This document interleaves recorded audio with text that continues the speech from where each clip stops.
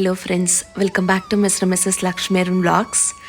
ಎಲ್ಲರೂ ತುಂಬಾ ಚೆನ್ನಾಗಿದ್ದೀರಾ ಅಂತ ಭಾವಿಸ್ತಾ ಈ ವ್ಲಾಗ್ನ ಶುರು ಮಾಡ್ತಿದ್ದೀನಿ. The nourished mom challenge day 4. ಇವತ್ತು ನನ್ನ ಡೇ ಶುರುವಾಗಿದ್ದು 6:30ಗೆ. 6:30ಗೆ ಎದ್ದು ಫ್ರೆಶ್ ಅಪ್ ಆಗಿ ಆಮೇಲೆ ಹೊರಗಡೆ ರಂಗೋಲಿ ಹಾಕೋಕ್ಕೆ ಕೂತ್ಕೊಂಡೆ. ಇವತ್ತು ಸಂಕಷ್ಟಹರ ಚತುರ್ಥಿ ಆಗಿರೋದ್ರಿಂದ ಫಾಸ್ಟಿಂಗಲ್ಲೇ ಪೂಜೆ ಮಾಡಬೇಕು ಅಂತ ಸಂಕಲ್ಪ ಮಾಡ್ಕೊಂಡಿರ್ತೀನಿ. ಸೊ ಪೂಜೆ ಮುಗಿಯೋವರೆಗೂ ಏನೂ ತಗೊಳ್ಳೋದಿಲ್ಲ. ಅದಕ್ಕೆ ಇವತ್ತು ಹೆಲ್ದಿ ಡ್ರಿಂಕ್ಸ್ ಕೂಡ ಸ್ಕಿಪ್ ಮಾಡಿದ್ದೀನಿ ಮತ್ತು ಹಾಲು ಕೂಡ ಕುಡ್ದಿಲ್ಲ. ನನ್ನ ಈ ನರಿಷ್ಡ್ ಮಾಮ್ ವ್ಲಾಗ್ ಸೀರೀಸ್ಗೆ ಒಳ್ಳೆ ರೆಸ್ಪಾನ್ಸ್ ಕೊಡ್ತಾ ಇದ್ದೀರಾ. Thank you so much. ಮತ್ತು ಸುಮಾರು ಜನ ಪರ್ಸ್ನಲಿ ಕನೆಕ್ಟೆಡ್ ಆಗಿ ನನಗೆ ಕಮೆಂಟ್ ಮಾಡ್ತೀರಾ. ಸೊ ಅದರಿಂದ ನನಗೆ ತುಂಬಾ ಖುಷಿ ಆಗ್ತಾಯಿದೆ. ಎಸ್ಪೆಷಲಿ ಕೀರ್ತಿ ಸುರೇಶ್ ಸಿಸ್ಸು ಮತ್ತು ರೇಣು ರಾಜಿ ಸಿಸ್ಸು, ಮಂಜುಳನ್ ಸಿಸ್ಸು ಮತ್ತು ಸರಣ್ ಅವರು ಎಲ್ಲರೂ ನನಗೆ ಒಳ್ಳೆ ಸಪೋರ್ಟ್ ಕೊಡ್ತಾಯಿದ್ದೀರಾ ಮತ್ತು ಫೀಡ್ಬ್ಯಾಕ್ ಕೂಡ ಹಾಕ್ತಿದ್ದೀರಾ. ನಾನು ಈ ರೀತಿ ಮಾಡಿದರೆ ಚೆನ್ನಾಗಿರುತ್ತೆ, ಆಲ್ರೆಡಿ ಈ ರೀತಿ ಮಾಡ್ತಿರೋದೆಲ್ಲ ಚೆನ್ನಾಗಿದೆ, ಇದನ್ನು ಆ್ಯಡ್ ಮಾಡ್ಕೊಳ್ಳಿ ಅಂತೆಲ್ಲ. ಸೊ ನೀವು ಕೊಡ್ತಿರೋವಂಥ ಸಜೆಷನ್ಸು ನನಗೆ ತುಂಬಾ ಹೆಲ್ಪ್ ಆಗ್ತಿದೆ. Thank you so much. ಮತ್ತು ಪರ್ಸ್ನಲಿ ಕೂಡ ರೇಣು ಸಿಸ್ಟರು ನಾನು ಹುಷಾರಿಲ್ಲ ಅಂತ ಫ್ಯೂ ವ್ಲಾಗ್ಸಲ್ಲಿ ಹೇಳಿದ್ದೀನಲ್ಲ, ಅದನ್ನು ತಲೆಯಲ್ಲಿ ಇಟ್ಕೊಂಡು ಫಾಲೋ ಅಪ್ ಮಾಡಿ ನಾನು ಹೇಗಿದ್ದೀನಿ ಅಂತೆಲ್ಲ ಕೇಳ್ತಾಯಿದ್ರು. ನಂಗೆ ಒಂಥರ ಏನೋ ಖುಷಿ ಆಗುತ್ತೆ. ಯಾಕೆಂದರೆ ನಿಮ್ಮನ್ನು ನಾವು ನೋಡಿಲ್ಲ, ಜಸ್ಟು ಮುಖ ನೋಡದೆ ಭೇಟಿ ಆಗದೆ ವೀಡಿಯೋಸಲ್ಲಿ ನನಗೆ ಕನೆಕ್ಟ್ ಆಗಿದ್ದು ಅಷ್ಟು ಪರ್ಸ್ನಲಿ ನನಗೆ ಟೆಕ್ಸ್ಟ್ ಮಾಡ್ತೀರಾ ಅಲ್ವಾ, ಆಗ ನನಗೇನೋ ಒಂಥರ ಫೀಲ್ ಆಗುತ್ತೆ. ಮನುಷ್ಯರು ಈ ರೀತಿ ಪ್ರೀತಿಯಿಂದ ಇದ್ದರೆ ಜಗತ್ತೇ ಸ್ವರ್ಗ ಆಗಿಬಿಡುತ್ತೆ ಅಲ್ವಾ. ಯಾರೋ ಗೊತ್ತಿಲ್ದಿರೋರು ನಮಗೆ ಕೇರ್ ಮಾಡಿದಾಗ ಅಂದರೆ ಅವ್ರಿಗೇನು ಅವಶ್ಯಕತೆ ಇರೋದಿಲ್ಲ, ಬಟ್ ಆದರೆ ಅದು ಅವ್ರು ಒಳ್ಳೆ ಸಂಸ್ಕಾರನ ತೋರಿಸುತ್ತೆ. ಸೊ ಅಷ್ಟು ಚೆನ್ನಾಗಿ ಒಳ್ಳೆ ಫೀಡ್ಬ್ಯಾಕ್ಸ್ ಕೊಡ್ತಾರೆ. ಮತ್ತು ಏನಾದರೂ ಕರೆಕ್ಷನ್ಸ್ ಇದೆ ಅಂತ ಹೇಳಿದ್ರೆ ಅದನ್ನು ನನಗೆ ಹರ್ಟ್ ಆಗದಿರೋ ಥರ ಹೇಳ್ತಾರೆ. ಸೊ ಇದು ಒಂದು ಒಳ್ಳೆ ಗುಣ ಅಂತ ನನಗೆ ಅನ್ನಿಸ್ತು. ಅದಕ್ಕೋಸ್ಕರ ಇದನ್ನು ಹೈಲೈಟ್ ಮಾಡ್ತಾಯಿದ್ದೀನಿ. ಮತ್ತು ನೀವು ಕೊಡ್ತಾ ಇರೋವಂಥ ಎನ್ಕರೇಜ್ಮೆಂಟಿಂದ ನಾನು ಮುಂದಕ್ಕೆ ಒಳ್ಳೆ ಕಂಟೆಂಟ್ ಕೊಡಬೇಕು ಅಂತ ಅಂದ್ಕೊಳ್ತಿದ್ದೀನಿ. ಆ್ಯಕ್ಚುಲಿ ನಾನು ಯಾವ ಕಂಟೆಂಟ್ನೂ ಪ್ಲ್ಯಾನ್ ಮಾಡೋದಿಲ್ಲ. ಸೊ ನನಗೇನು ತೋಚುತ್ತೆ ಅದನ್ನು ಮನಸಾರೆ ಮಾಡ್ತಿದ್ದೀನಿ. ಇದು ನಿಮಗೆ ಮೆಚ್ಚುಗೆ ಆಗ್ತಿದೆ ಅಲ್ವಾ, ಅದಕ್ಕೆ ತುಂಬಾ ಖುಷಿ ಕೂಡ ಆಗ್ತಾಯಿದೆ ನನಗೆ. ಯಾರ್ದಾದ್ರೂ ಹೆಸ್ರನ್ನ ಮಿಸ್ ಮಾಡಿದರೆ ಐ ಆಮ್ ರಿಯಲಿ ಸಾರಿ. ನನ್ನ ಸೈಲೆಂಟ್ ವ್ಯೂವರ್ಸ್ಗೂ ಕೂಡ ಥ್ಯಾಂಕ್ ಯು ಸೋ ಮಚ್. ಸುಮಾರು ಜನ ಯಾರಿಗೂ ಕಮೆಂಟೇ ಮಾಡ್ತಿರೋರು ಕೂಡ ನನಗೋಸ್ಕರ ಫಸ್ಟ್ ಕಮೆಂಟ್ ಮಾಡಿದ್ದೀರಾ, ಅವ್ರಿಗೂ ಕೂಡ ತುಂಬಾ ಥ್ಯಾಂಕ್ ಯು. ಇವತ್ತು ವಾಕ್ಗೆ ಹೊರಡೋ ಟೈಮ್ಗೆ 7 o'clock ಆಗಿತ್ತು. ಅಷ್ಟೊತ್ತಿಗೆ ನಮ್ಮ ಪುಟಾಣಿ ಎದ್ಬಿಟ್ಟಿದ್ದ. ನಮ್ಮ ಮನೆಯವ್ರು ಕೆಳಗಡೆ ಬಂದು ನೋಡಿದ್ರು. ನಾನು ಶೂ ಹಾಕೋತಾ ಇರೋದು ನೋಡಿಬಿಟ್ಟು, ಸರಿ ವಾಕಿಗೆ ಹೋಗ್ತಿದ್ಯಾ, ಹೋಗ್ಬಿಟ್ಟು ಬಾ ಅಂತ ಹೇಳಿಬಿಟ್ಟು ಪಾಪುನ ಮತ್ತೆ ವಾಪಸ್ ಕರ್ಕೊಂಡು ಹೋಗ್ಬಿಟ್ರು. ಅಷ್ಟೇ ಅಲ್ವಾ, ಸ್ವಲ್ಪ ವಿಚಾರನ ನಾವು ಒಬ್ರಿಗೊಬ್ರು ಹೇಳ್ದೇ ಅರ್ಥ ಮಾಡ್ಕೊಂಬಿಟ್ರೆ ನಮ್ಮ ಜೀವನ ಎಷ್ಟು ಸಂತೋಷವಾಗಿರುತ್ತೆ. ಇಲ್ಲ ನೀನು ಮಗುನ ಇಟ್ಕೊ, ನಾನು ನಿದ್ದೆ ಮಾಡಬೇಕು ಅಂತ ಅವ್ರು ಹೇಳಿದರೆ ನಾನು ವಾಕಿಗೆ ಹೋಗೋಕ್ಕೆ ಆಗ್ತಾ ಇರಲಿಲ್ಲ. ನಾನು ಈ ಹೆಲ್ದಿ ಚಾಲೆಂಜ್ನ ತೊಗೊಂಡಿದ್ದೀನಿ ಅಂತ ನಮ್ಮ ಮನೆಯವ್ರಿಗೂ ಗೊತ್ತು. ಆದ್ದರಿಂದ ಅವರು ಕೂಡ ನನಗೆ ಸಪೋರ್ಟ್ ಮಾಡ್ತಾರೆ. ಅಮ್ಮ ಆಲ್ರೆಡಿ ವಾಕಿಂಗಿಗೆ 6 ಗಂಟೆಗೆ ಹೋಗ್ಬಿಟ್ಟಿರ್ತಾರೆ. ಸೊ ಅದಕ್ಕೇ ಮಗುನ ಹಿಡ್ಕೊಳಕ್ಕೆ ಅವರು ಇರೋದಿಲ್ಲ. ಇವತ್ತು ತುಂಬಾ ಮಂಜು ಅಂದರೆ ಮಂಜು. ವಾತಾವರಣ ನೋಡಿ ಎಷ್ಟು ಚೆನ್ನಾಗಿದೆ. ಇನ್ನೂ ಸೂರ್ಯನೇ ಮೇಲಕ್ಕೆ ಬಂದಿರಲಿಲ್ಲ. ಹಕ್ಕಿಗಳು ಚಿಲಿಪಿಲಿ ವಾವ್, ತುಂಬ ಚೆನ್ನಾಗಿತ್ತು. ನನ್ನ ವಾಕಿಂಗ್ ಫ್ರೆಂಡ್ಸ್ ಬಂದ್ರಿ, ಹೋಗ್ರೋ, ಆಮೇಲೆ ಕೊಡ್ತೀನಿ ಬಿಸ್ಕೆಟು. ಏಯ್ ಹೋಗ್ರೋ, ನಡೀರಿ, ಆಮೇಲೆ ಬರ್ತೀನಿ. ನನ್ನ ಜೊತೆನೇ ಬರ್ತೀರಾ? ಬನ್ನಿ ಹೋಗೋಣ ವಾಕಿಂಗ್ಗೆ. ಅಯ್ಯೋ, ಬ್ರೌನಿ ಬ್ಲ್ಯಾಕಿ ನನ್ನ ವಾಕಿಂಗ್ ಫ್ರೆಂಡ್ಸ್ ಅವರು.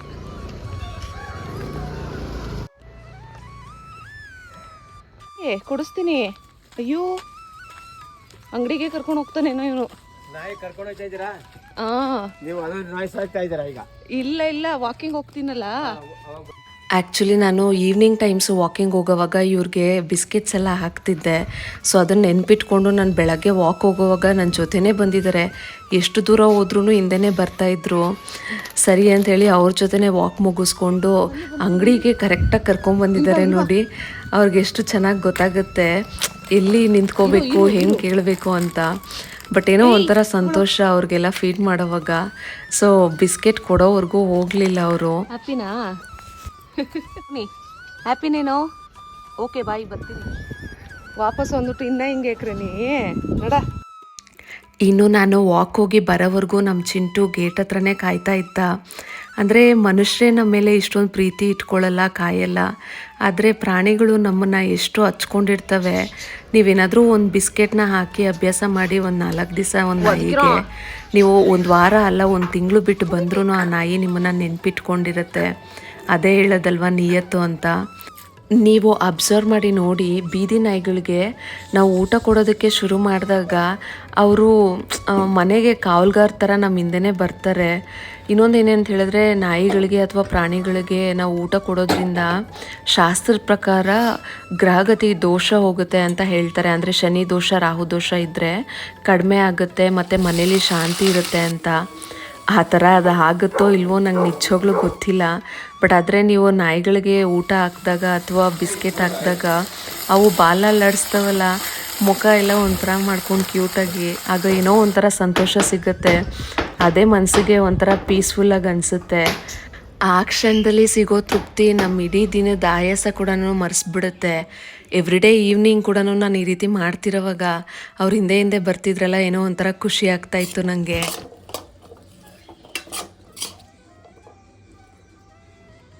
ಇನ್ನು ಇವತ್ತಿನ ನೈವೇದ್ಯಕ್ಕೆ ಕಾಬಲ್ ಕಡಲೆ ಉಸ್ಲಿ ಮಾಡಿದ್ದೆ. ಕಡಲೆ ಉಸ್ಲಿಗಿಂತ ಕಾಬಲ್ ಕಡಲೆ ಉಸ್ಲಿ ಅಂದರೆ ನಂಗೆ ತುಂಬಾ ಇಷ್ಟ. ಯಾರ್ಯಾರಿಗೆ ಇಷ್ಟ ಅಂತ ಕಮೆಂಟ್ ಮಾಡಿ. ಅದೊಂಥರ ಬಾಯಲ್ಲಿ ಇಟ್ರೇ ತುಂಬ ಸಾಫ್ಟಾಗಿ ಕರ್ಗುತ್ತಲ್ವ, ಮತ್ತು ನೋಡೋದಕ್ಕೂ ಏನೋ ಒಂಥರ ಚೆಂದ. ಅದ್ರ ಮೇಲೆ ತುರಿದಿರೋ ಅಂಥ ತೆಂಗಿನ ತುರಿ ಹಾಕಿ ತಿಂತಿದ್ರೆ ವಾವ್, ಸಕ್ಕತ್ ಔಟ್ಸ್ಟ್ಯಾಂಡಿಂಗ್ ಆಗಿರುತ್ತೆ. ಆ್ಯಕ್ಚುಲಿ ಇವತ್ತು ಪಲಾವ್ ಮಾಡಬೇಕು ಅಂತ ಎಲ್ಲನೂ ರೆಡಿ ಮಾಡಿಕೊಂಡೆ. ಮನೇಲಿ UPS ಇರೋದ್ರಿಂದ ಕರೆಂಟ್ ಇತ್ತೋ ಇಲ್ವೋ ಅಂತ ಗೊತ್ತಾಗಲಿಲ್ಲ. ಮಿಕ್ಸಿಗೆಲ್ಲ ಹಾಕ್ಕೊಂಡ್ಮೇಲೆ ಗೊತ್ತಾಯಿತು ಕರೆಂಟ್ ಇಲ್ಲ ಅಂತ. ಮಿಕ್ಸಿದು ಮೋಟರ್ ಪವರ್ ಜಾಸ್ತಿ ಇರೋದ್ರಿಂದ UPSಲ್ಲಿ ರನ್ ಆಗೋದಿಲ್ಲ. ಅದಕ್ಕೆ ಅಮ್ಮ ರುಬ್ತೀನಂತ ತೊಗೊಂಡ್ರು. ಅದಕ್ಕೆ ಅಮ್ಮಂಗೆ ಸ್ವಲ್ಪ ಕಾಲು ನೋವು ಇರೋದ್ರಿಂದ ನಾನು ತೊಗೊಂಡೆ.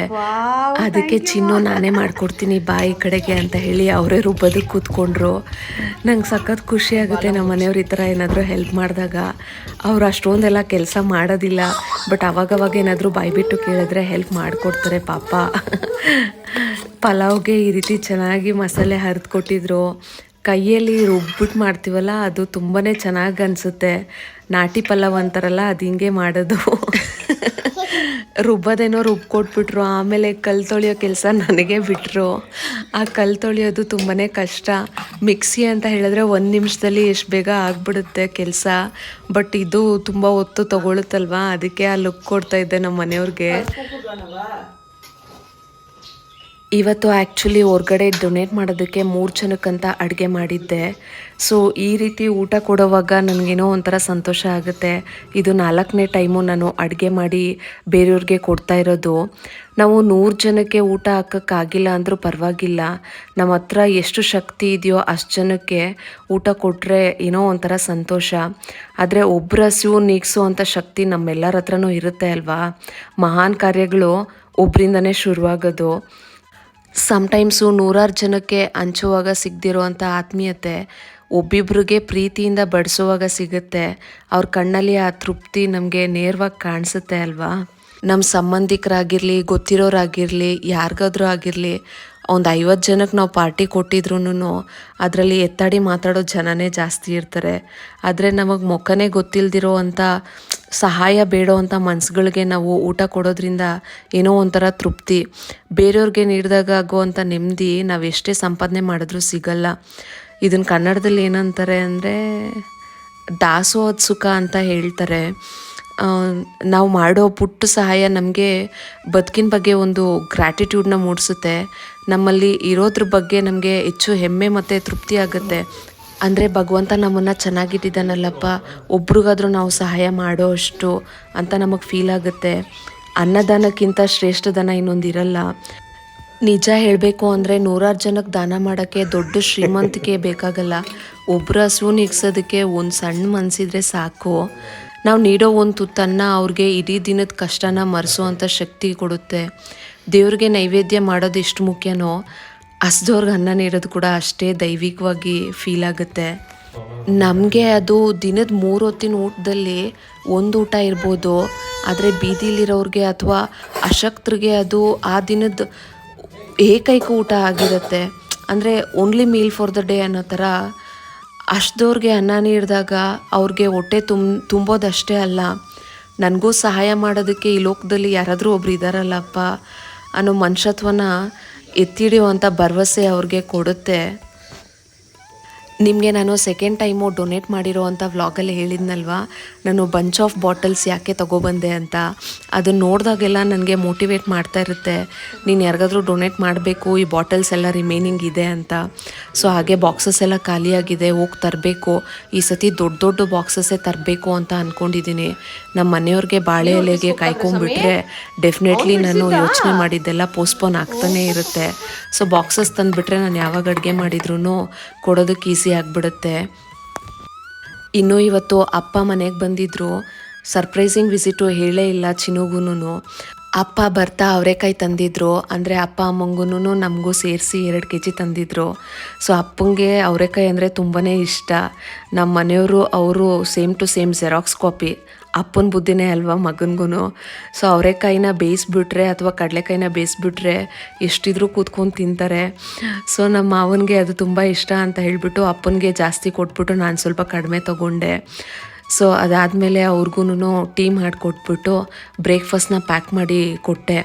ಸಿಲಿಂಡರ್ ಅವರು ಡೆಲಿವರಿಗೆ ಬರ್ತಾರೆ ಹೋಗಬೇಕು ಅಂತ ಹೇಳಿ ಬೇಗ ಹೊರಟ್ಬಿಟ್ರು ಅಪ್ಪ. ಅವ್ರು ಹೊರಡೋವಾಗ ನಮ್ಮ ಮನೆಯವ್ರ ಜೊತೇಲಿ ಡ್ರಾಪ್ ಮಾಡೋಕ್ಕೆ ಹೋಗಿದ್ರು ಅಂಥೇಳಿ ಪುಟಾಣಿ ಭಾರಿ ಆರ್ಭಟ ಮಾಡ್ತಾಯಿದ್ದ. ಸೊ ಅವನ್ನ ಸಮಾಧಾನ ಮಾಡೋಷ್ಟೊತ್ತಿಗೆ ಸಾಕಾಗೋಯ್ತು. ಸೊ ಆಲ್ಮೋಸ್ಟು 9:30 ಆಗೋಗ್ಬಿಟ್ಟಿತ್ತು. ಇವತ್ತು ಕ್ವಿಕ್ಕಾಗಿ ಫೇಸ್ ಪ್ಯಾಕಿಗೆ ಜಸ್ಟು ಬ್ರೂ ಕಾಫಿ ಪೌಡರ್ ಬರುತ್ತಲ್ಲ, ಇನ್ಸ್ಟೆಂಟ್ ಕಾಫಿ ಪೌಡರ್ ಅದು, ಅದಾದಮೇಲೆ 1 ಸ್ಪೂನು ಮೊಸರು, ಅದಾದಮೇಲೆ 1 ಸ್ಪೂನು ಹನಿ ತೊಗೊಂಡು ಚೆನ್ನಾಗಿ ಮಿಕ್ಸ್ ಮಾಡಿ ಅದನ್ನು ಫೇಸ್ ಪ್ಯಾಕಿಗೆ ಹಾಕ್ಕೊಂಡಿದ್ದೀನಿ. ಇನ್ನು ಈ ಫೇಸ್ ಪ್ಯಾಕಿಂದ ಆಗೋ ಬೆನಿಫಿಟ್ಸ್ ಏನು ಅಂತ ಹೇಳಿದ್ರೆ, ನಮ್ಮ ಮುಖದ ಮೇಲೆ ಇರುವಂಥ ಡೆಡ್ ಸ್ಕಿನ್ನ ತೆಗೆಯೋದಕ್ಕೆ ಕಾಫಿ ಹೆಲ್ಪ್ ಮಾಡುತ್ತೆ. ಮತ್ತು ಜೇನುತುಪ್ಪ ಬಳಸಿರೋದ್ರಿಂದ ಸ್ಕಿನ್ನು ಸಾಫ್ಟ್ ಆಗುತ್ತೆ. ಮೊಸರಿಂದ ಮುಖದ ಮೇಲೆ ಇರುವಂಥ ಟ್ಯಾನು ಕಡಿಮೆ ಆಗುತ್ತೆ. ಹೊರ್ಗಡೆ ಎಲ್ಲ ಸುತ್ತಾ ಇರ್ತೀವಲ್ಲ, ಸ್ವಲ್ಪ ಟ್ಯಾನ್ ಆಗೇ ಆಗಿರುತ್ತೆ. ಎಂಥ ಸನ್ಸ್ಕ್ರೀನ್ ಲೋಷನ್ ಹಾಕಿದ್ರೂ ಸಹ. ಒಂದು 10 ನಿಮಿಷ ಬಿಟ್ಟು ಸ್ನಾನ ಮಾಡಿಕೊಂಡು ಅದಾದಮೇಲೆ ಟಚ್ ಮಾಡಿ ನೋಡಿದ್ರೆ ಸ್ಕಿನ್ನು ಒಂಥರ ಚಾಕ್ಲೇಟ್ ಥರ ಫೀಲ್ ಆಗ್ತಿತ್ತು.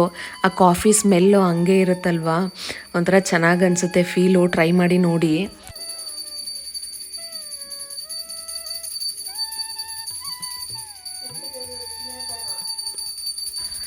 ಇನ್ನು ಡಿಫಾಲ್ಟ್ ಪೂಜೆ ಮುಗಿಸ್ಕೊಂಡು ತುಂಬ ದಿವಸದಿಂದ ಪಾಪುಗೆ ಪ್ರೋಟೀನ್ ಪೌಡರ್ ಮಾಡಬೇಕು ಅಂತ ಅಂದ್ಕೊಳ್ತಾ ಇದ್ದೆ, ಟೈಮೇ ಸಿಗ್ತಾ ಇರಲಿಲ್ಲ.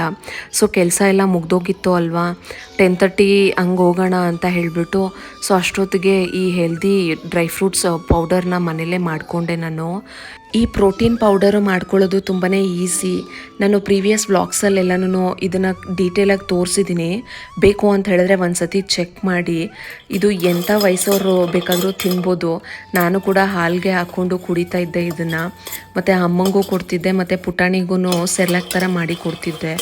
ಸೊ ಇದು ತಿನ್ನೋದ್ರಿಂದ ಬೋನ್ಸ್ಗೆ ಸ್ಟ್ರೆಂತ್ ಕೊಡುತ್ತೆ ಮತ್ತು ಇಮಿಡಿಯೇಟ್ ಎನರ್ಜಿ ಸಿಗುತ್ತೆ. ಮತ್ತು ಇದರಲ್ಲಿ ನಾನು ಬಳಸಿರೋದು ಮಖಾನ ಸೀಡ್ಸು ಮತ್ತು ಬಾದಾಮಿ, ಕುಂಬಳಕಾಯಿ ಬೀಜ ಮತ್ತು ರೋಲ್ಡ್ ಓಟ್ಸು ಮತ್ತು ವಾಲ್ನಟ್ಸು, ಆಮೇಲೆ ಕಡಲೆಕಾಯಿ ಬೀಜನ ಬಳಸಿದ್ದೀನಿ. ಇದು ಕೆಮಿಕಲ್ ಯಾವುದೂ ಇಲ್ಲದೆ ಮನೆಯಲ್ಲೇ ನಾವೇ ಮಾಡ್ಕೊಳ್ಳೋದ್ರಿಂದ ನಮಗೆ ಒಂಥರ ಸ್ಯಾಟಿಸ್ಫ್ಯಾಕ್ಷನ್ ಕೊಡುತ್ತೆ. ತಿನ್ನೋದಕ್ಕೂ ಒಂಥರ ಟೇಸ್ಟಿಯಾಗಿ ಫೀಲ್ ಆಗುತ್ತೆ. ಆಚೆಗಡೆಯಿಂದ ತೊಗೊಂಬರ್ತೀವಲ್ಲ, ಅದರಲ್ಲಿ ಪ್ರಿಸರ್ವೇಟಿವ್ಸ್ ಎಲ್ಲ ಆ್ಯಡ್ ಮಾಡಿರ್ತಾರೆ. ನನಗೆ ಯಾವಾಗ ಬೇಕೋ ಆವಾಗ ಇದನ್ನು ಮಾಡಿ ಇಟ್ಕೊಂಡ್ಬಿಡ್ತೀನಿ, ಅಂದರೆ ಗ್ಲಾಸ್ ಜಾರಲ್ಲಿ. ಸೊ ಬೇಕಾದಾಗ ಯೂಸ್ ಮಾಡ್ಕೊಳ್ಬೋದು. ನಮ್ಮ ಲಾಡು ದಿನೇ ದಿನೇ ಹೊಸ ಹೊಸ ವಿಚಾರಗಳನ್ನ ಕಲ್ತ್ಕೋತಾ ಇದ್ದಾನೆ. ಊಟ ತಿಂದ್ಬಿಟ್ಟು ಸೂಪರ್ ಅಂತ ಹೇಳ್ತಿದ್ದ. ಸೊ ನೀರಲ್ಲಿ ಆಡಿಸ್ತಾ ಇದ್ನಲ್ಲ, ಈಗ ಚಳಿ ಅಂತ ಹೇಳಿಬಿಟ್ಟು ಬೇಳೆಕಾಳುಗಳನ್ನ ವೆರೈಟಿಯಾಗಿ ಚೇಂಜ್ ಮಾಡಿ ಕೊಡ್ತಾಯಿದ್ದೀನಿ. ಅವನು ಅಲ್ಲಿ ಫೋಕಸ್ ಮಾಡಿ ಆಡೋವಾಗ ಅವನಿಗೆ ಫೀಡ್ ಮಾಡಿಸ್ಬಿಡ್ತೀನಿ. ಸೂಪರಾ ಇಂಕರ್ಮ.